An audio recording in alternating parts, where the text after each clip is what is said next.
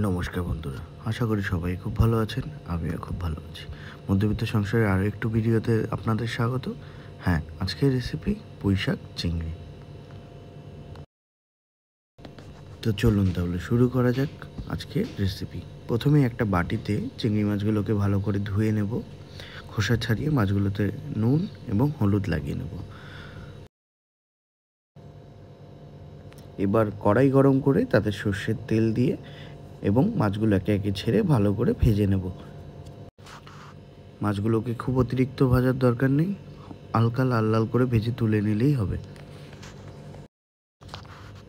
ঠিক এরকম লাল লাল করে ভাজা হয়ে গেলেই মাছগুলোকে আমরা তুলে নেব।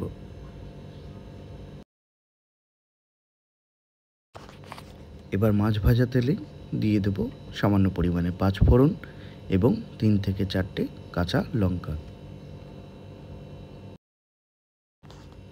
হালকা কিছুক্ষণ নাড়ি চাড়িয়ে দিয়ে দেবো উপর থেকে কেটে রাখা পুঁইশাকগুলো এবং পুঁইশাকগুলো ভালো করে ভেজে নেব কিছুক্ষণ।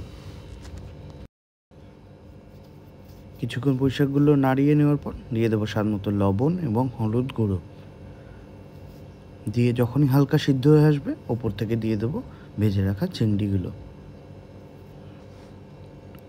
চিংড়িগুলো দিয়ে আরও কিছুক্ষণ নাড়িয়ে চাড়িয়ে নিতে হবে যতক্ষণ না সমস্ত সবজিগুলো সিদ্ধ হয়ে আসে।